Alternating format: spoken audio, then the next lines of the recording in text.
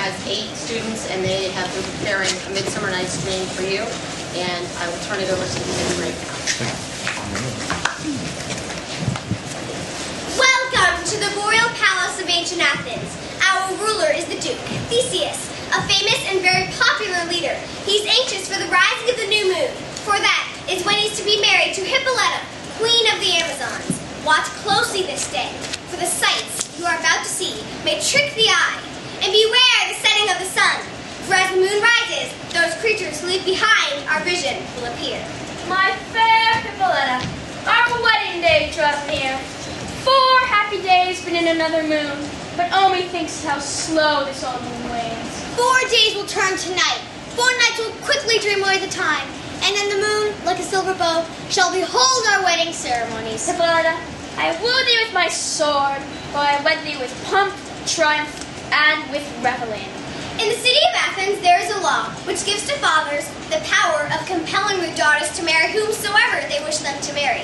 If the daughter should refuse to marry the man her father has chosen to be her husband, the father is empowered by this law to cause her to be put to death. Fathers would often threaten their daughters with the terrors of the law, even though most did not desire to cause their own daughter's death. It was on the day that Theseus and Hippolyta were discussing their wedding that an old man, whose name was Aegis, came before Theseus to complain that his daughter, Hermia, would not marry the man her father has chosen for her. Happy thee, Theseus, our renowned Duke. Thanks, good Aegis. What's the news with thee? Full of vexation I come with complaint against my daughter, Hermia. Aegis wishes his daughter to marry Demetrius, but feels that Lysander, another young man of Athens, has stolen her heart with poems, serenades, and sweetmeats. With cunning has Lysander filled my daughter's heart, and turned her obedience, which is due me in stubborn harshness. I beg thee, the privilege of Athens, as he is mine, I may dispose of her. Hermia had best watch her step, for her father is determined that she will be put to death if she'll not have the gentleman Demetrius. What say you, Hermia? Be advised, fair maid, to you your father should be as a god. Now, Demetrius is a worthy gentleman. So is Lysander. I wish my father would look with my eyes. Hermia pleads with Theseus to let her marry the man she loves instead of her father's choice for her. She asks what fate may befall her if she refuses to wed Demetrius. Your fate, either to die, or forever give up the society of men. Therefore, fair Hermia, question your desires. So will I grow, so live, and so die, my lord. Yes, I will join a nunnery before I ever marry a man I do not love. Relent, sweet Hermia, and Lysander, yield to my servant rights. You have her father's love, Demetrius. Let me have Hermia's. You marry him. Demetrius and Lysander continue arguing over who would be the best to marry the beautiful Hermia, until finally Theseus bids them to follow the law. For you, fair Hermia, try as he thins your father's way. I cannot change the law of Athens. Come, Hippolyta. The course of true love never did run smooth. Therefore, hear me, Hermia. I have a widow aunt of great wealth. She hath no child and regards me as her only son. Her house is 7 leagues from Athens. There, gentle Hermia, will I marry thee, and to that place the sharp Athenian law cannot pursue us. If thou love me, then steal out of thy father's house tomorrow night, and in the wood, a league outside of town, I'll wait for thee. Look, here comes Helena. Godspeed, fair Helena. You call me fair. Demetrius loves your beauty and not mine. Oh, teach me how you sway Demetrius' heart. The more I hate him, the more he follows me. Well, the more I love him, the more he hates me. His folly, Helena, is no fault of mine. None but your beauty, for that fault were mine. Take comfort. He no more shall see my face. Lysander and I will fly away from this place. Helena, to tell you our secret. Tomorrow night, we have decided to steal through Athens' gates and elope. In the wood where you and I often played, there my Lysander and myself shall meet. Farewell, sweet playfellow. Pray for us, and good luck grant thee thy Demetrius. Oh, how happy they both are. Throughout Athens, I'm thought as fair as sheep. But what of that? Demetrius thinks not so. I will tell him of their flight. So at least, for this intelligence, I'll have his thanks. I thought the alum was to be a secret.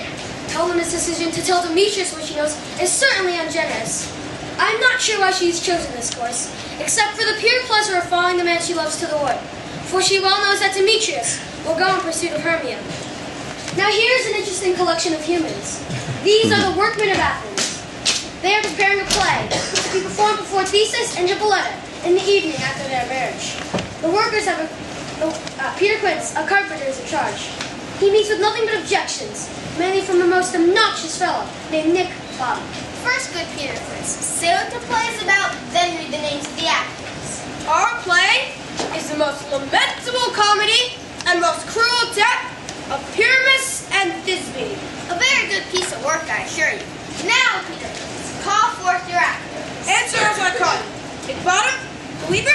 Ready, name what part I am to play. You, Nick Bottom, are set down for Pyramus. Who is Pyramus? A lover or a tyrant? A lover who kills himself most gallantly for love. I would be better in the role of a tyrant. I could play Hercules very well. Would I also be good as a lover? Francis Luke, the bellows bender? You must take Thisbe as your role. What is Thisbe? A wandering knight? It is the lady that Pyramus must love. Nay, fate! Let me not play a woman. I have a beard coming. That doesn't matter. Translated a mask. And you may speak as small as you can. If I can hide my face, let me play Thisbe too. Ah, Pyramus, me lover dear. Thisbe dear and lady dear. No. You play Pyramus, and Luke, you play Thisbe. Stone, the joiner, you the lion's part. Have you the lines part written? If you have, you give it to me before I'm a slow study. Let me play the lines part too. I roar that'll do any man's heart good to hear me. Roar! If Bottom has his way, they won't need anyone else for a part.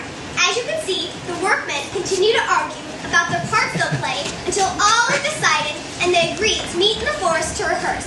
This just happens to be the same forest in which Lysander and Hermia have agreed to meet.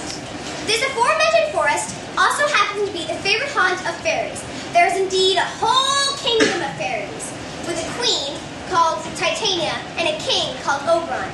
Each is attended by many spirits, but the most mischievous is Puck, a shrewd and knavish sprite. Puck loves to play comical pranks in all the neighboring villages, but listen and watch carefully, for Puck is about to appear. How now, spirits? Whither wander you? I do wander everywhere, swifter than the moon sphere, and I do serve fairy queen. I will seek some dewdrops here, and make a pearl in every castle seer. The queen and all her elves come this way. The king doth keep his revels here tonight.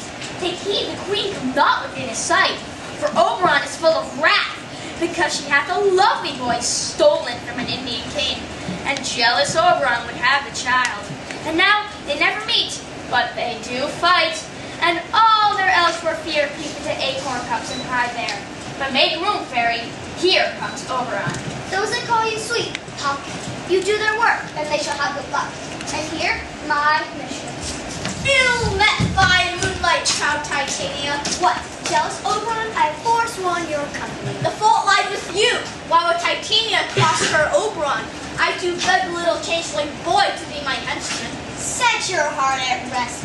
Fairyland buys like a child of me. His mother was my dear friend, and for her sake, do I rear up her boy. And for her sake, I will not part with him. Give me that boy, not for thy fairy kingdom. She'll only argue more if I stay longer. But Oberon is not about to let Titania off so lightly. He is bound to seek revenge for her refusals to give up this changeling boy. My gentle Puck, come hither. Fetch me that flower, that herb that I showed thee once. The juice of it on sleeping eyelids slain will make a man or woman madly love the next live creature that it sees. Fetch me this flower, and be thou here again quickly. When Puck returns with this flower, Oberon tells Puck of a night when he saw a strange and wonderful sight. Cupid, with his bow taut and an arrow cocked, was flying between the earth and the moon. He released the arrow toward a beautiful maiden, but it missed her heart and struck a milk-white pansy, turning it purple with desire. From that time on, the flower was magical. Now, Oberon's plan was to squeeze a drop of the flower's liquor onto Titania's eyelids while she is sleeping, knowing that when she awakens and looks upon be it lion, bear, wolf, bull, or meddling monkey, she shall pursue it with the soul of love. Later, by offering to remove the spell with another herb, he can blackmail her into giving him the boy. He hears someone coming, and not wanting to be seen, he says to Puck, Who comes here? I'm invisible, and I will overhear their conference. I love thee not, therefore pursue me not. Where is Lysander, fair Hermia? You told me they were stolen into this wood. Here I am, but I cannot see my Hermia. Get thee gone. Stop following me. You draw me like a magnet. Leave your power to draw, and I shall have no power to follow you. Do I not speak fairly to you? Do I entice you? Or do I rather not in the plainest truth tell you that I do not, nor cannot, love you? And even for that do I love you more, Demetrius. Spurn me, neglect me, shirk me, only give me permission to follow thee. Tempt not to the hatred of my spirit, for I'm sick when I do look at you. I'm sick when I look not on you. I'll run from thee, and hide in the bushes, and leave thee to the mercy of the wild beasts. The wildest hath not such a heart as you. I will not stay. Let me go. I tell you, don't follow me. I, in the town, in the field, I'll follow thee. Fare thee well, young woman. Before you leave this world, thou shalt run from him, and he shall seek thy love. The flower? Aye, here it is. Give it to me. I shall find where sleeps Titania, and with seduce abyss, I'll streak her eyes. But Oberon, taking pity on poor Helena, instructs Puck to also place the pansy juice on Demetrius' eyes, so that he will fall in love with Helena, whom he now so obviously scorned. Oberon laughs when he thinks about seeing Helena fleeing from a love-struck Demetrius. Fear not, my lord. Your servant shall do so.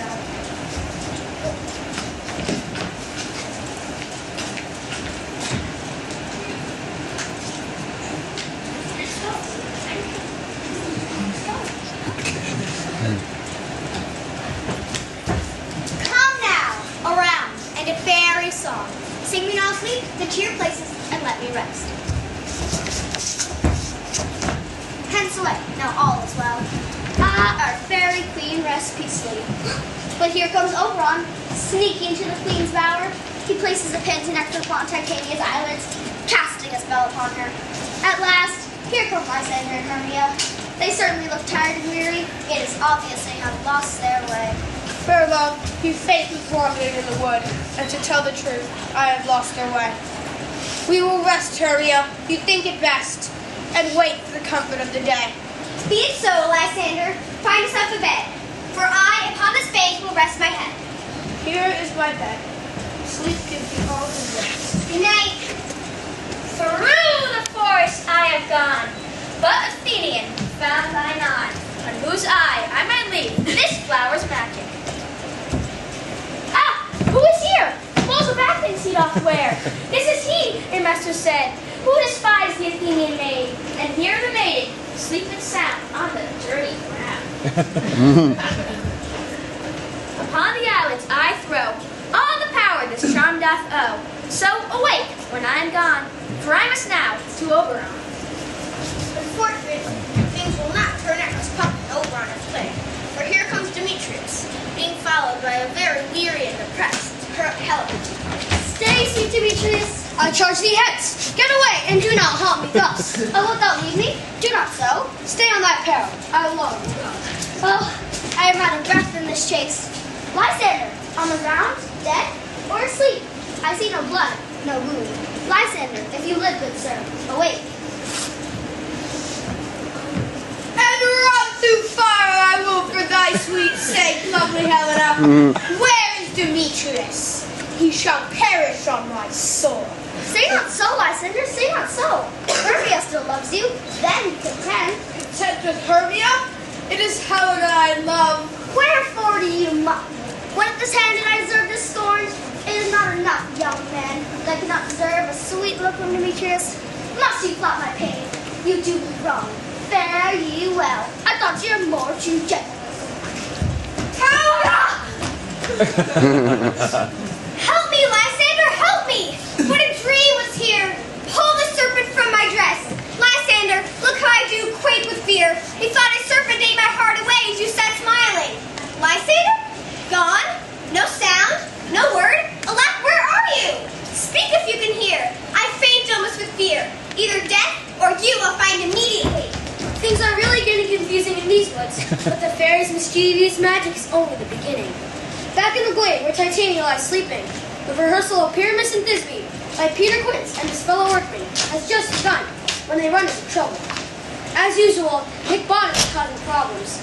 He keeps interrupting the rehearsal. As they argue and rehearse, Puck will come in, unseen by the workmen, and listen and watch, all while plotting more mischief. What have we here so near the cradle of the fairy queen? What? A playing rehearsal? I'll listen and be an actor too, perhaps, if I see a cause. Speak, Pyramus! Thisbe, stand forth! Thisbe, the flowers of odious savor sweet. Odors! Odors! Odor, savor sweet. So hath thy breath, my dearest, Thisbe sweet. But hark, a voice, stay thou but here a while, and by I will to thee. A stranger Pyramus than ever played here. Must I speak now? Aye, you must! Most radiant Pyramus, as hast thou never yet tired. I'll meet thee, Pyramus, at Midsummer School. Nemesis tomb, man! Why must you not speak that yet? Pyramus, enter, your cue is past, it's never tired. When Bottom exited first part, Puck followed him, and in the undergrowth, Puck has changed Bottom's round chubby head into that of an ass's, with a grinning face and long ears. While here, Thisbe, our only nine. Oh, monstrous! Oh, strange! We are haunted! Pray, master, fly! It is a shame that Bottom cannot see himself, for he is completely unaware of his so when his friends are off, frightened of him, he thinks his fellow actors are playing a trick on him. Why do they run away? This is a knavery of theirs to make me afraid. Oh, Bottom, thou art changed. What do I see on thee? What do you see? Bless thee, Bottom! Bless thee! Thou art transformed! I see their knavery. This is to make an ass of me. Frighten me if they could, but I will not stir from this place. I will walk up and down here and will sing that they shall hear that I'm not afraid. Bottom's terrible singing wakes Titania, and of course, the first creature she sees is a transformed Bottom. What angel wakes me from my lover? I pray thee, gentle mortal, sing again. My ear is much enamored of thy note, so is mine eye enthralled to thy shape. And thy beauty doth move me on the first view to swear I love thee. Methinks, mistress, you could have little reason for that. And yet, to say the truth, reason and love keep little company together nowadays.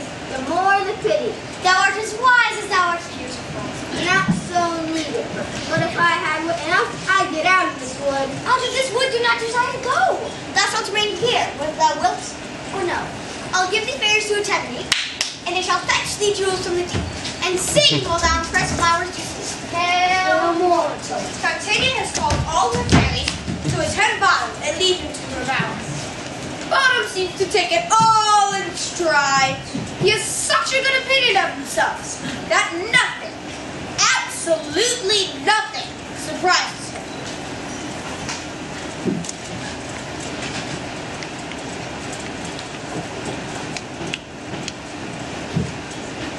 I wonder if Titania has awakened. Here comes my messenger. How now, mad spirit? My mistress with a monster is in love. Puck proudly reports to Oberon that he has broken up the rehearsal of the players and scattered the actors. That he has changed Bottom into a man with an ass's head, and his best achievement, he has caused Titania to fall in love with the axe-headed Bottom. This turns out better than I would have planned. But hast thou yet laughed in Athenian's eyes with love juice as I told thee to do? I did it while he was sleeping.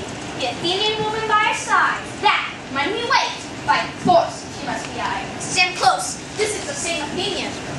This is the woman, but this is not the man. Oh, I rebuke me when I love you so. If thou hast slain Lysander in his sleep, plunge in the knife and kill me too. While he have left his sleeping Hermia, it cannot be but thou hast murdered him. Where is my Lysander? Ah, good Demetrius, wilt thou give him to me? I'd rather give his carcass to my hounds. Oh, once tell the truth for my sake. Hast thou killed him sleeping? No, I am not guilty of Lysander's blood, nor is he dead, for all I know. Oh, I'm sleepy. What hast thou done? Thou hast made a mistake and laid the love juice on some true love's sight. This is a true love turned and not a false turn true. I'm sorry, Master. Can this be mended? Oberon bids Puck to seek out Helena and bring her to him. Obedience, Puck flits away, and Oberon drops into son Demetrius' eyes and pronounces a spell that will restore the love he once had for Helena.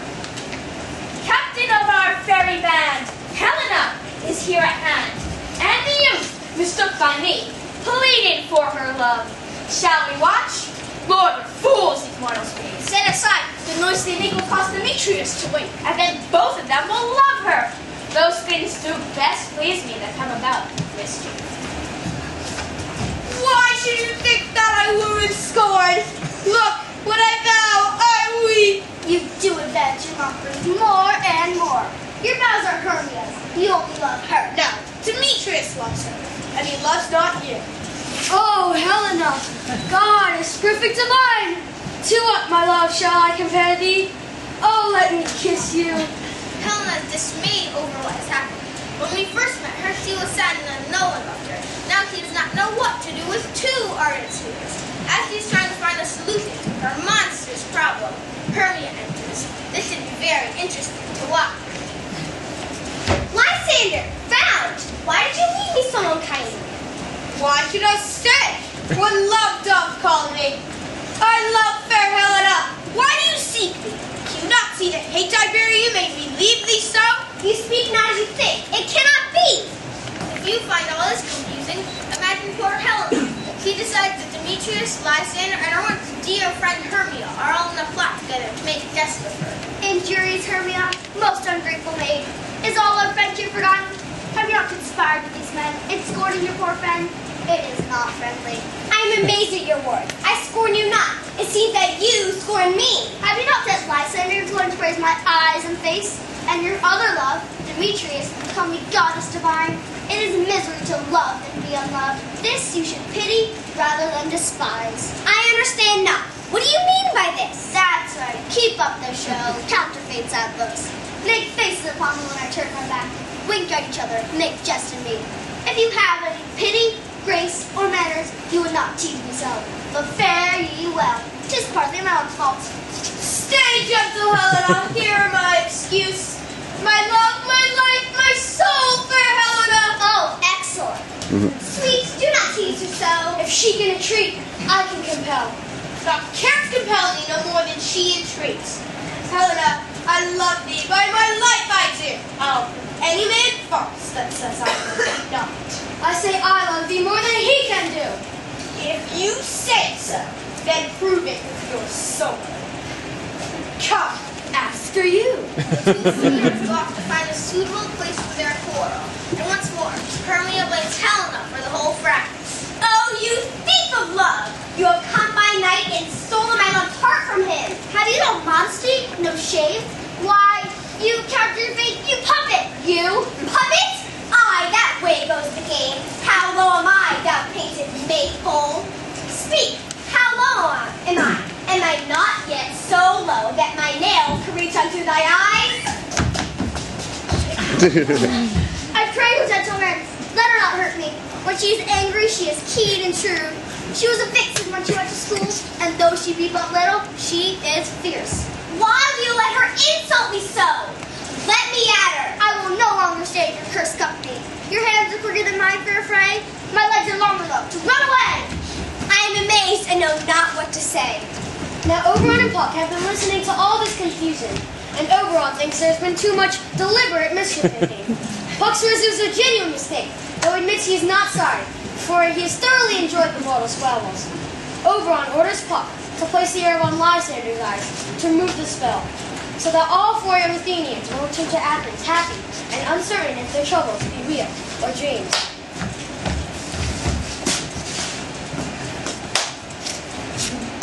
Oh, weary night. Oh, long and tedious night. A bit thy hours. Shine comfort from the east, that I may be back to Athens before daylight. And sleep that shuts up sorrow, steal me while from mine own company.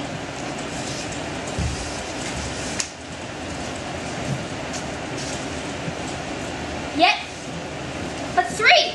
Come, one more. Two of both kinds make it four. Here she comes, cursed and sad.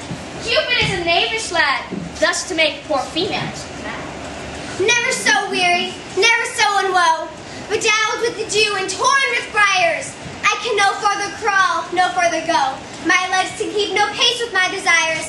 Here will I rest me until the break of day. Heaven shield Lysander, if they have a fray.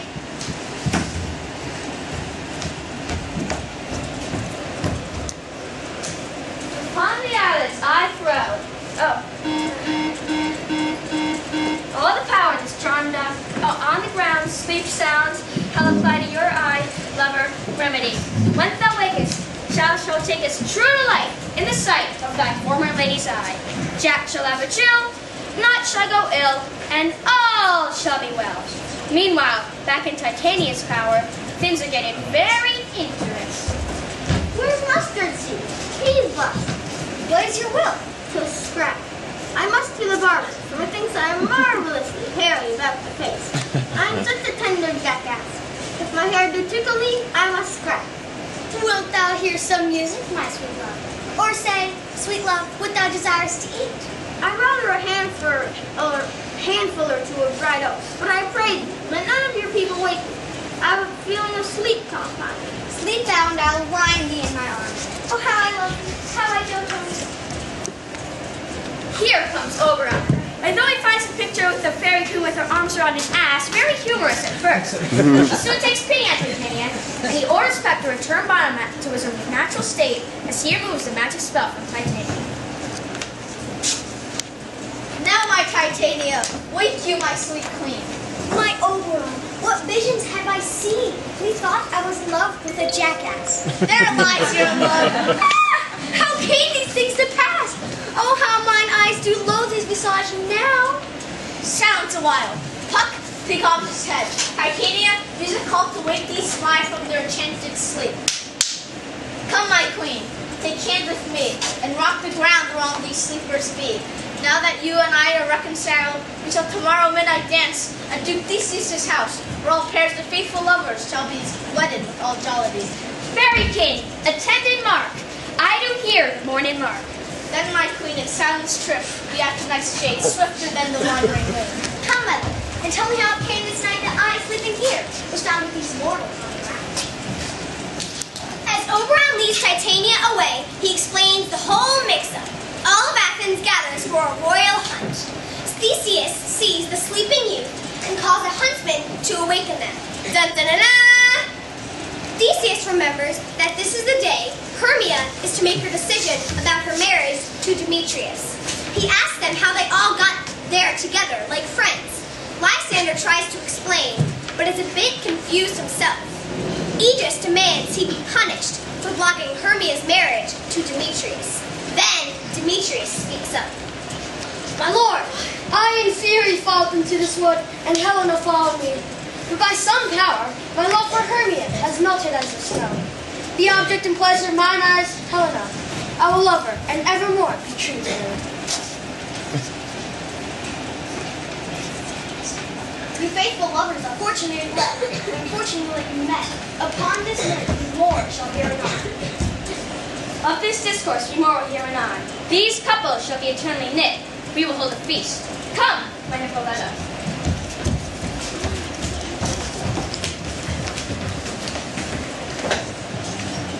All of Athens gathers for a threefold marriage.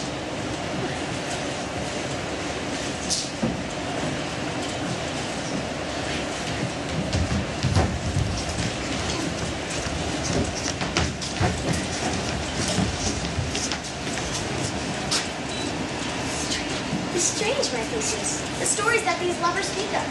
More strange than true. I never believed these antique fables nor fairy stories. Imaginations play strong tricks.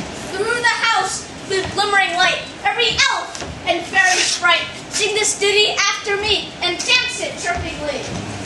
Hand in hand with fairy grace, will we sing and bless this place.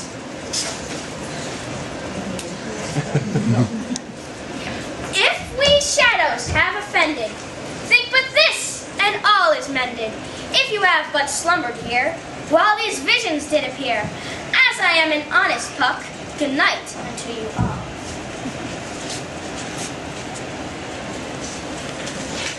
Yeah.